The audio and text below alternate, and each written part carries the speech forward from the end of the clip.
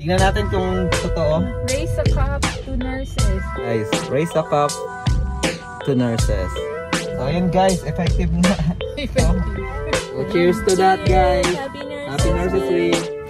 Hello guys. What's up guys? Good afternoon. Good afternoon. Welcome to Andrea Ditch TV.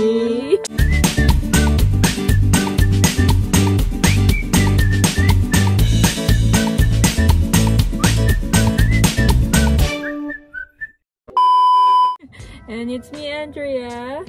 Judge.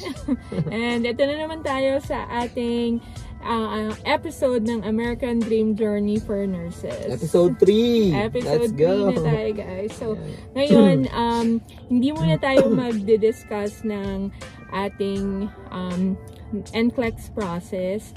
So, mag-ano muna tayo, quick, kwentuhan muna tayo. Yan. So, ayan, ngayon, i-share namin sa inyo kung ano nga ba yung journey namin as nurses. Yung kumbaga history, simula nung nakagraduate kami ng college, nursing college, yan, hanggang sa nakarating kami dito sa Amerika. And yeah, sakto yun guys kasi today or this week is Nurses Week. So, sineselebrate natin ang mga nurses ngayon. Yes. So, shout out to all nurses, kahit sang ano pa yan, bansa, anong department man ginagawa nyo. And syempre, lahat na rin ng healthcare workers na nagtatrabaho. And yeah, saludo kaming lahat kasi naintindihan natin yung mga experiences na yan as a nurse. Yeah. Happy Nurses Week. Happy Nurses Week, guys. Yan. So, yan. Ngayon, pag-usapan na nga natin kung paano kami,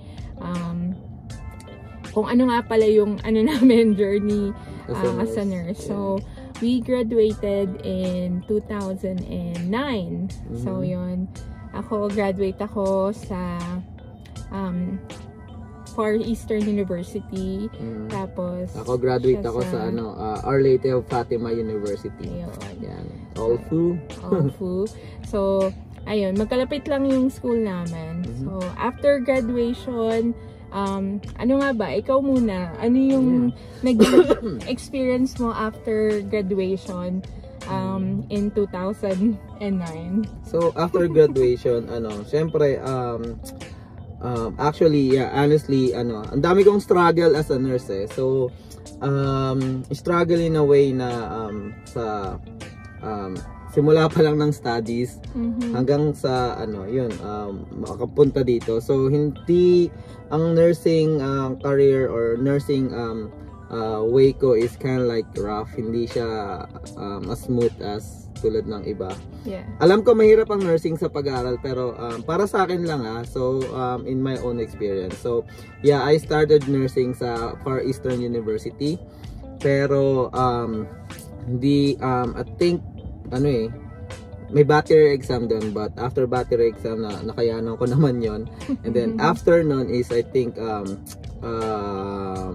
nag-fail ako sa isang subject which is yung NCM 102. Alam niyo yun. So med-surg yun. Sa malaking factor yung subject sa FEU. So I failed that. That's why I transfer papunta ng Our Lady of Fatima University. So sobrang grateful naman ako sa Our Lady of Fatima University kasi doon ko parang sineryoso yung since nag-fail nga ako, sineryoso ko na yung nursing studies ko doon. And yeah, sobrang grateful ako sa Our Lady of Fatima University kasi tinanggap nila ako. And siyempre proud tayo na graduate tayo sa Fatima. And ayun, after that, yun nga, yung sabi mo, graduation. So pagka-graduate ko ng nursing, nag-take ako ng board. So pag-take ko ng board, another failure na naman guys. So nag-failed ako sa first take. So yun na naman, na-depress na naman ako or something. Pero yan, buti na lang nandiyan si Andrea para gabayan ako. So hindi ako sumuko, nag-take ulit ako ng second take. And yun, pumasa ako as a nurse. So second take ako sa board exam sa Pilipinas. And yeah, I don't take failure as a hindi siya failure, parang stepping stone siya or para sa akin building blocks. So nag-fail ako nung una and then the next is alam ko na yung next na gagawin ko or next move na gagawin ko. So, yeah, wag lang kayo mawala ng pag-asa. So, kaya namin kinikwento to, guys. So, ayun na nga. So, to cut the story short, nakapasa na ako, naging RN na ako. Pero, hindi ako nag-continue as a nurse. Kasi nagkaroon na nga kami ng baby, which is si Tiffany. So yun naman, times na yon 2008, 2009 nursing sa Pilipinas. Puro volunteer yan. Walang sahod. Mahirap, kailangan mag-volunteer para magkaroon ka ng experience, certificate, para lang makalis ng bansa. So, tinake for granted ko muna yon kasi kailangan ko mag-provide sa family ko. So, nag-work ako as a manager sa McDonald's. So, nag-work ako sa fast food chain ako, sa McDonald's. So, I worked there for, not McDonald's, sorry, KFC as manager. So, it's a different experience, different story. Since nursing medical field ako, medyo grabe yung adjustment ko sa pagiging manager kasi puro business stuff yun nandun. So, I decided to apply sa mga pa Canada, pa Middle East na as a food service attendant or manager man. So may mga naman tumanggap, pero si Andrea ayaw ako padiretsuhin. And then yun nga, nawala ako sa KFC, nag-apply naman ako sa Adobo Connection as a manager, senior manager na doon, and then naging restaurant general manager din. So naghawak na ako ng store, I think isa or dalawang store as a manager. So yung leadership skills ko medyo dun nahasa sa yung pagsasalita sa mga tao, kasi dati mahiyain ako, saka hindi ako sanay magsalita, kumausap ng tao. Pero dahil doon, thankful talaga din ako and grateful sa KFC sa Adobo Connection, kasi as a manager natuto akong paano kumausap or paano mag-present ng mga presentation. So I take those as like positive addition to my skills, pero hindi as a nurse. And pumasok sa isip namin na pumunta nga dito sa US. So naghanap siya ng pathway papunta dito. And yun, and I decided mag-quit sa food industry and then pumasok nga sa medical field. So medyo nahirapan na ako, guys. So actually, guys, ito yung dito kasi wala talaga akong bedside experience. Hindi talaga ako nag-work sa hospital or Nag-work ako nung nag-quit ako sa Adobo Connection, nag-work ako sa EMS. So nag-training ako as EMT for 6 months, and then I passed the exam. I invested again sa self ko, additional knowledge and stuff, kasi gusto ko nga mag-abroad. So ayun nga, naging EMT ako after 6 months, and then volunteer. So in-accept ko kasi maganda naman na yung job niya, which is ikikwento niya later. Nagustuhan ko kasi yung emergency So nag-work ako sa ambulance, volunteer for kano katagal? Mga 1 year din natin. Not 1 year din. So 1 year ako nag-work sa ambulance, pero may kakilala ko na ni-refer ako sa PGH. So sa span ng 1 year na yun, I think 6 months pa lang ako na nagvo-volunteer, nakapag-apply ako sa PGH, pero hindi sa bedside. It's a research about type 2 diabetes.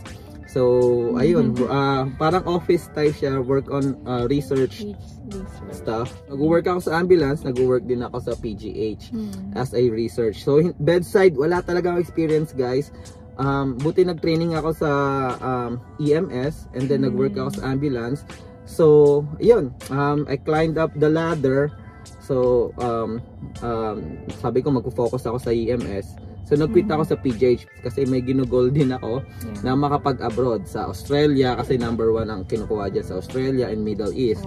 So sabi ko, at least may backup ako, may future ako dito sa EMS. Rather than, may future din naman sa research, pero yung makapag-abroad parang hindi ganong ka-higher yung chance. Ayun, na-promote ako as team leader.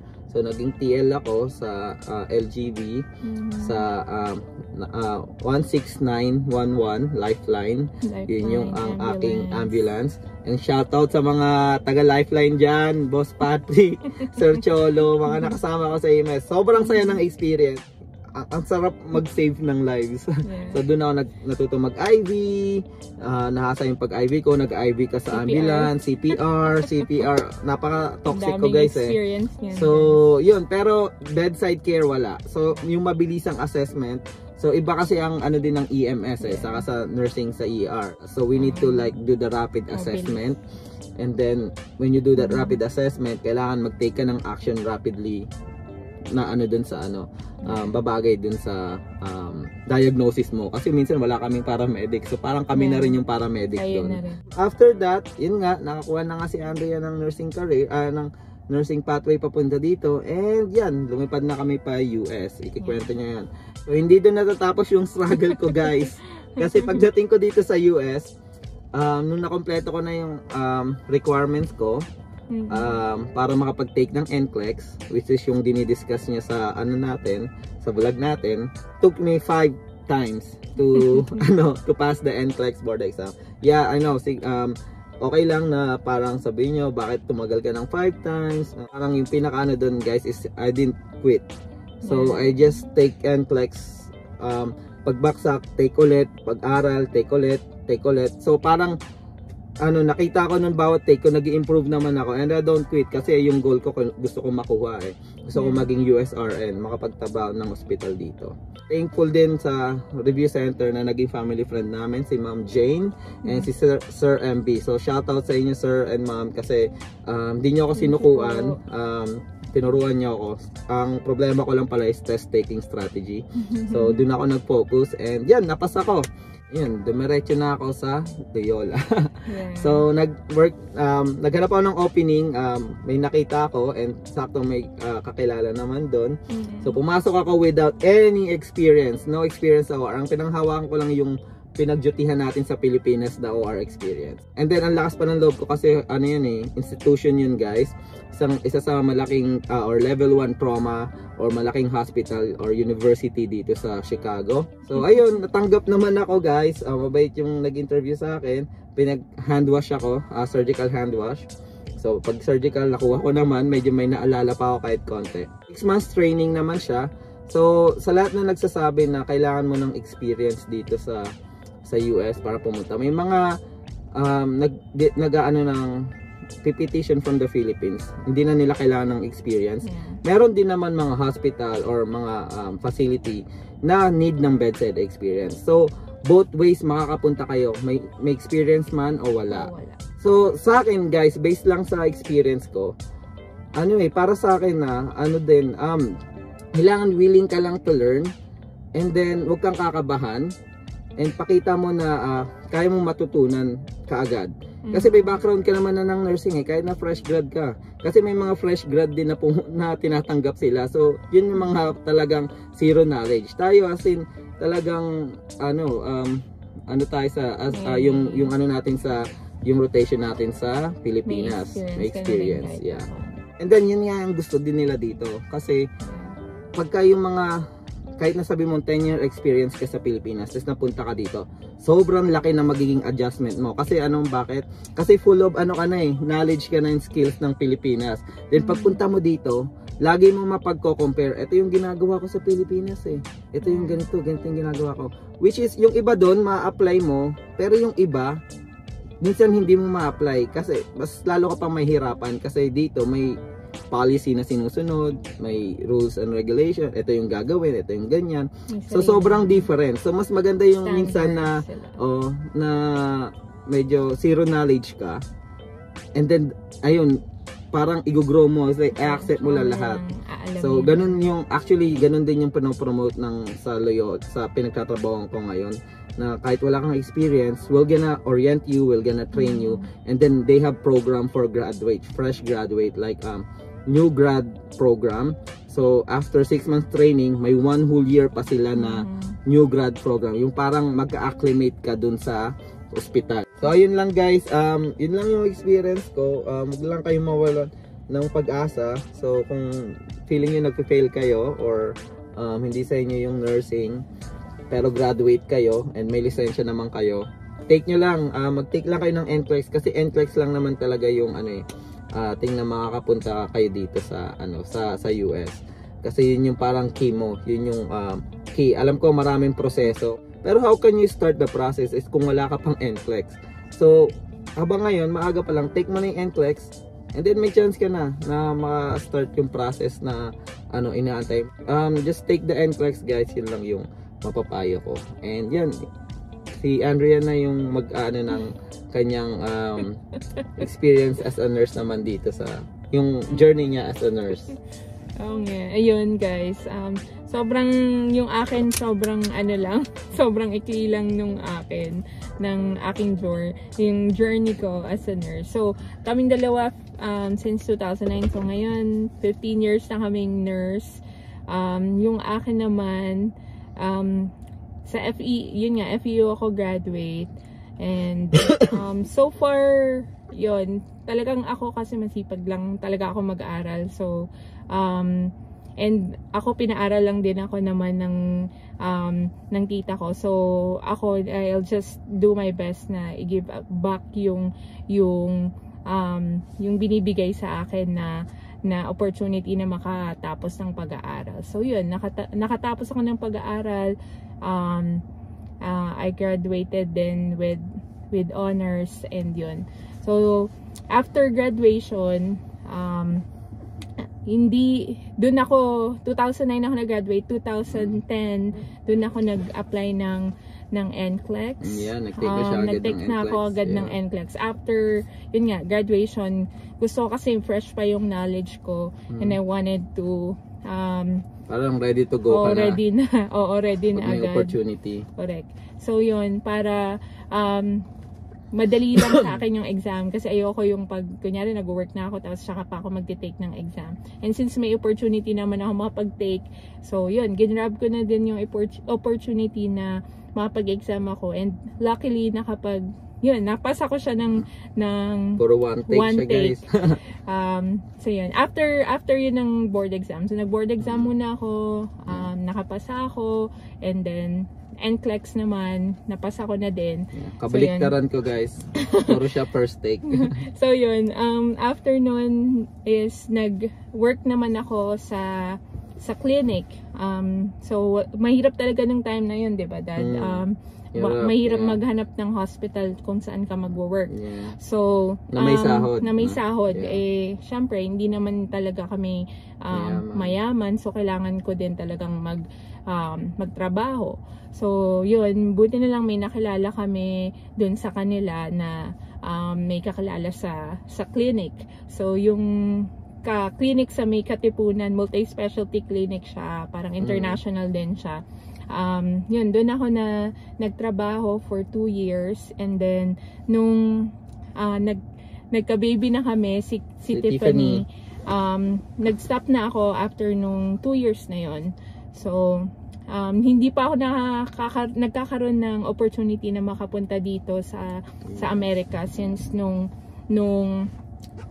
makapasa ako. So, talagang hinold ko muna kasi wala talagang opportunity. So, ayun, I shift to from clinic to call center. Yun. Since nursing naman yung tinake ko, yung sa call center na pinasukan ko is about healthcare naman. Kasi 'di ba yung mostly yung mga employers dito, nag-outsource sila sa Pilipinas ng mga call center. Saka NCLEX passer siya, so makapag-process siya. Makapag-process. So yun din ang isang magandang perks. Yeah. So yun, call center representative pa lang ako noon actually. Hindi pa ako noon, parang hindi ko pa ginagamit yung USRN ko noon. Tapos yun, so after noon, may opportunity na dumating na nag-outsource na sila ngayon ng mga job for NCLEX passers, yung mga USRN passers, or kumbaga USRN ka na kasi NCLEX passer ka na. So yun, nakita namin yung opportunity, nag-apply ako sa Accenture, yun, tas yun, natanggap ako kasi nga meron akong experience, NCLEX passer ako. So yun, ang tagal ko nun, parang 4-5 years ako nun, diba, dahil sa Accenture. Pero syempre, hindi pa rin, gusto pa rin namin ng hindi maging makapag-abroad, so siya yung maging okay. And since NCLEX passer ako, yun yung pinili namin na way na makaalis ng bansa. Kasi syempre, ang alam ko nun, kapag nurse ka, tapos makapunta ka dito sa Amerika, makasasama mo yung family mo. So, yun yung talagang ginol ko na, sige, ako na lang yung mag-a-apply. So, ayun guys, sorry na putol. Naputol. Ayan. Yeah, Ayan, kasi, sinundo na namin. tapos Say na hi, yung, Klein. yung class ni Klein. So, yun, saan na ba tayo kanina guys? Pasensya na. So, ayun, yun nga, after ng call center ko, na call center representative, naging nurse ako sa Accenture. 4 to 5 years yon. And then, ayan, nung time na nag-a-apply na si Judge, nag-iisip-isip na ako na, yun na nga, ako na nga lang talaga yung parang mag-a-apply para magkasama kami kung aalis kami ng Pilipinas. So, yun, luckily, meron kaming mga family relatives na may kakilala dito sa Amerika. So, kinontak nila yung lawyer na yon. And, ayun, tuloy-tuloy na yung process. Nakakuha kami ng employer dito. And then, yun, nakarating kami dito sa Amerika. So, nag-start ako dito guys sa skilled nursing facility. So, ayun, ang hirap talaga. Ang hirap guys kasi nakita niyo naman yung ano ko, 'di ba? Kinuwento ko yung yung nursing after nursing graduation ko. Wala din talaga akong hospital experience. Wala talaga. As in, 0. Pero, bakit ako nakapunta dito? Kasi, syempre, yung employer ko, inaccept naman nila yung aking, since nurse naman ako, NCLEX passer ako, and meron din naman akong idea about healthcare dito sa Amerika dahil din sa experience ko. So, nakarating kami dito. So, yun. I started sa skilled nursing facility nurse. Panggabi ako noon. And, mahirap din nung una kasi syempre, hindi ako sanay sa bedside experience. Daming pasyente talaga yung ratio. Nurse to patient ratio is ibang-iba. Hindi ko rin naman din masabi dahil hindi rin ako nag-bedside experience sa Pilipinas. So, I can't say anything. Pero, syempre, as a first time na naka-experience ng bedside experience, mahirap talaga. Pero, syempre, yun nga, tsatsagain mo lang din talaga, guys, eh. So, ano lang talaga, everyday, ang aking, motto is parang, do it one day at a time. Huwag mong isipin yung kinabukasan at yung mga susunod na araw kasi mapapagod ka talaga at parang parang mababurn out ka agad. Although syempre minsan ganun eh. Yung anxiety din kapag nasa hospital ka iba kasi syempre hawak mo yung buhay ng ibang tao. Yeah. So, yun din, sobrang hirap. Mentally, mahirap din kasi ang hirap iisipin pag baka meron kang nagawang hindi tama, yung ganon. Pero, kung pagbalik mo ba, okay pa yung pasyente mo kung nandun pa. So, yun yung mga struggles nung nandun ako, nag-work ako sa skilled nursing facility. So yun. And syempre ano din yung culture differences. Yeah. Ang hirap din kasi yung mga nakakatrabaho mo ibang culture. Hindi naman kayo lahat Filipino. So, yun yung mga struggles nung time na yun. Pero nung nagkaroon ako ng chance, opportunity na naman guys na maka hanap ng ibang work. Hinanap ko talaga yung nurse kasi since may experience ako sa Philippines ng utilization management, naghanap ako ng company dito na nag-hire ng mga ganong nurses. So yun, luckily pero ang ginol ko talaga guys is yung previous na company namin dun sa Accenture. Sabi ko, gusto ko yun din yung yung company na a-applyan ko dito. So, yun, luckily meron silang opening and then na-hire naman nila ako since meron naman ako experience So, yun. Ngayon, ano na ako, not No, 4. ako yung 5 years na nga ako Yeah. sa Magsi 6 years na ako, Yeah. guys, as a UM nurse. Kasi, yun nga, work from home siya, tapos, nakakasama ko yung mga bata yeah. sa bahay, and then, yun, naasikaso ko yung si Judge, pagdating niya, hindi yung pagod, hindi, at saka marami pa kaming nagagawa dahil yung work namin is sobrang nagko-complement sa yun nga, sa ginagawa namin dito. So, pagdating nyo naman dito, guys, Yeah. Ang bang tawag nito? Magagawa nyo rin naman yun. Importante makapunta kayo dito. Kung yun muna yung binigay sa inyo, hindi naman pagdating namin dito, yun kagad yung ginawa namin. Tulad nga nung nakwento namin sa inyo, ang dami pa namin struggles na pinagdaanan. Yes. Pero, give yourself Eventually, like create a plan kung ano talaga yung gusto nyong lifestyle or kano talaga yung gusto nyong job na magko-complement para sa inyong dalawa na magpo-workout sa inyong mag-asawa or mag-workout sa iyo if you're single. Yeah. So ayun, and then there's a lot of struggles, but pagdating doon at the end of the day, makakuha mo din yung ano mo. Yes. As long as yun nga, magtiwala ka lang sa sarili mo. Yeah. And you have syempre support person, yung support system. Like, yan, kami ni Jedge and yung family namin, sa kanila ka lang talaga kukuha ng lakas talaga. Especially na malayo yung parents mo, 'di ba? So, yun guys.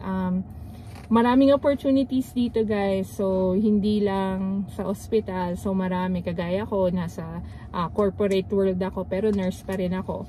So, yun. Ayun, so, ayun yung aming so, kwentuhan lang. Yung kwento pasensya namin na kung nurse, medyo mahaba yan, yung yan talaga, namin. I-post mo lang yung mahabang kwentuhan na yan. Kasi, hopefully, meron kayong marami namang, matututunan. Or may mga viewers dyan na talagang gustong mapakinggan kung ano yung talagang naging experience niyo as a nurse dito talaga. Papunta dito sa Amerika. So, we just want to motivate you guys na, mag-take lang ng NCLEX, ipasa yung nursing exam sa Pilipinas, and then wag niyong kalimutan yung kung ano talaga yung passion na gusto nyo. Yung goal wag niyo yung kalimutan yung dream nyo. Kung dream nyo mag-work sa Philippines as a nurse, and that's totally fine. That's talaga, kasi that's your dream So, stay there, work as a nurse there. Kung ang dream nyo makapunta sa UK, sa US, sa ibang bansa, Middle East, that's your dream. Make sure mapuntahan niyo yung lahat ng mga gusto niyo, or ma-meet niyo yung goal niyo, or mapuntahan niyo yung dream na gusto niyo. So, yun. Walang susuko guys. Ano lang, tuloy-tuloy lang. Tuloy-tuloy lang guys. Hanggang sa ma-reach niyo yung saka hindi pa huli lahat. Para sa nurse, niyo. hindi pa huli ang lahat. Sabi nila sa age and stuff, mas maraming pang nurses na mas may edad pa na nag-i-start pa lang. Marami akong kilala. So, ayan. So, ayun. Happy Nurses Week, guys. Yun lang yung kwentuhan. Sa inyong pakikinig sa amin. So, ngayon, dahil Nursing Week, guys, maraming privilege na binibigay ngayon sa work and dito sa community, dito sa US. So, meron nga doon, Anong natanggap mo? Muna meron pala kaming yung sa pinagtatrabaho ko, nag-celebrate kami. So, 1 week kaming may food. So, kanina, Monday, meron kaming taco bar. So, taco salad yon, buffet style. Pwede kang kumuha ng hanggang sa gusto mo. Pero, usually ang culture dito pag kumuha ka ng isa lang, isang plate lang. Kasi marami pang kakain. So, ayun. Pero, yun nga, at least we celebrate. Marami din, may mga pa-games kami doon. Saka mga freebies na binibigay. Usually t-shirt. So, may t-shirt na ako 2 beses. So, ayun. Yung akin naman, since corporate kami, since ako work from home, syempre, wala silang Let's go play. parang chance na yun nga, magpakain kagaya nung sa ospital. So sa amin, naka-receive ako ng email. Ano yun? Gift card? Meron akong gift Kaya card. pala daya mo naman. Meron akong pambili nung gusto kong Magkano gift card? gamit sa Amazon. $50. Wow, see that guys, grabe dito yung talagang ano nila sa nurses. And then pagka mapi-feel mo yung kasi sa labas, ginigreet ka nila. Yeah. They always say thank you for your service. You guys are heroes. So lagi na sinasabi. Yeah, so tulad yan may mga restaurant na nagbibigay ng freebies sa mga nurses tulad ng Dunkin Donut, which is pupuntahan natin ngayon kasi may free iced coffee for nurses. Papakita mo lang yung ID mo. Ewan ko kung may ID siya, wala ata siya. So ako lang magtry. Wala akong ID. And then sa Chipotle, so may burrito salad sila or burrito na free for nurses. So let's see din natin kung makuha natin yan. Yeah, puntahan natin yun guys. So, para update naman namin kayo. Meron tayong snack ngayon sa ating yun. Hi Glenn, how are you? Ayun, happy Nurses Week happy again, Nurses Week guys. Puntahan natin yun. Tingnan natin, pakita namin sa inyo. Let's go. Bye. Ayan guys, papunta na tayo sa drive-thru ng Dunkin. Sa Dunkin Donuts. Yung sa Chipotle guys, magsa-sign up ka pa eh. Yeah, so wala na kaming oras. So tatry natin yung sa Dunkin. Kunin na natin yung iced coffee. Na lang kami. Sabi hindi mo naman kailangan mo ID? badge mo or ID. Sabihin mo lang na nurse ka. So tingnan natin kung totoo. Raise a cup to nurses. So ayan guys, raise a cup to nurses. So yan, ganyan nila celebrate ang Nurses Week dito sa Amerika. So tingnan natin, kunin natin yung iced coffee natin. Sabihin lang natin na nurse tayo. Yay. Let's go! Guys, pupunta na tayo sa drive-thru. Ikaw magsalita hala. Yeah. Yan, nasubay tayo sa English guys. Kaya si Andrea lagi pinagsasalita natin sa drive-thru. Sana marinig nila ako, malayo ako. Okay lang yan. Ayos mo.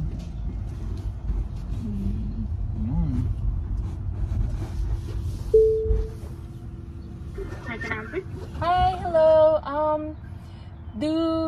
Can we get the free coffee for nurses? Yes. Yeah, can we have 2 iced coffee? What size? Medium, yeah, the medium. medium one. So you have 2 people? Yeah, But we're 2 nurses here. okay. Okay. What flavor you want? I'll get the do you have the mocha? Mocha. Yeah. Yes. Yeah, so same, 2 mocha. Cream and sugar? Yes. Yes. You can pull up to the window. All right, thank you. Sorry. Hindi niya. Hindi ako So ayan guys, effective nga. effective. So actually marami ko na ilang years na namin na yan. Ngayon lang namin tinesting talaga. So ayan, isa pa mong konti. Iced coffee. So may mga celebration. So ganyan, freebies sa mga nurses. So thank you sir. Thank you. All right. Go. Ayan guys, cheers! Happy Nurses Week! Happy Nurses Week! Mahal! So, yan. Happy Nurses Week guys! Happy Nurses Thank you Week! Dunkin Donuts! Yeah! Shout out Dunkin! So, ayun guys, dito na namin tatapusin yung vlog. Again, thank you sa support. Sorry mahaba yung vlog pero I'm sure ma-appreciate nyo kasi ako, mapanood nyo man ng buo. Panoorin nyo sa guys. Ma-inspire namin kayo. Continue lang tayo guys. Nood lang kayo ng aming mga vlogs and sana yun nga, may mga na-share kaming information sa inyo na makakatulong sa inyo to achieve your American dream. So cheers to that guys. Happy Nurses Week. Bye. Bye.